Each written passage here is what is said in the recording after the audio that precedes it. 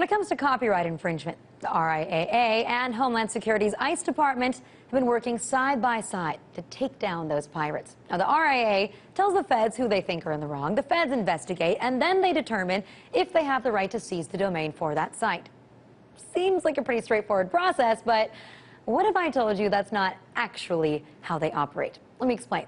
Think back to November of 2010 when ICE did its first mass sweep of seizures. They took down about 80 websites that were engaging in copyright infringement, and one of them included the music blog jazz1.com. Now, on that webpage, created by Andre Nassib, there were 4 music tracks that the RTAmerica said were unauthorized to be on the site because they weren't released to the public yet.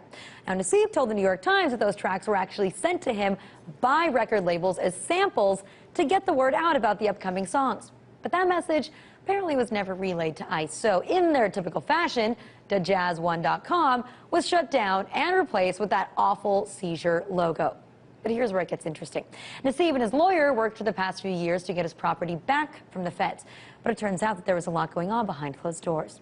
See, apparently the government has had trouble actually determining if the music blog was in fact pirating songs. So the feds went to a federal judge 3 times to get extensions on their investigation.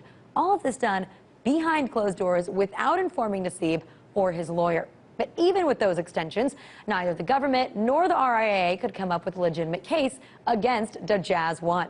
And the government ultimately gave the site back to its rightful owner. Oh, and here's the icing on the cake. The only reason that we even know about these secret extensions is because organizations like the EFF and Wired asked that the documents be unsealed. So my question here is, why did the government seize it in the first place? They didn't have foolproof evidence then that the site was stealing music, so what was their reason for taking it down?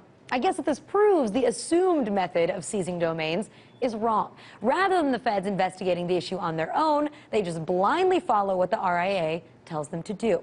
So basically, their policy is seize first and investigate later. Does that sound incredibly screwed up to anybody else? It makes you ask yet again how much control the RTAmerica and Hollywood in general have over the government. To think that they're correct in taking down someone else's webpage without asking questions, without even properly investigating, and then scurrying around behind the curtains to build a case, that's infuriating.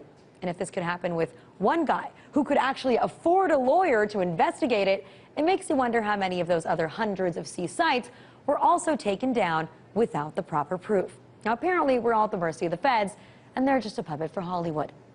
And one last thing. If the RTAmerica argues that copyright infringement actually kills jobs, then isn't it ironic that they're responsible for removing a site that actually samples new music to perpetuate sales? Seems like they're hurting their own industry on top of embarrassing the government, on top of trolling the web. So hopefully this embarrassment will encourage the RTAmerica and the government to stop, collaborate, and listen before they act in the future, not the other way around.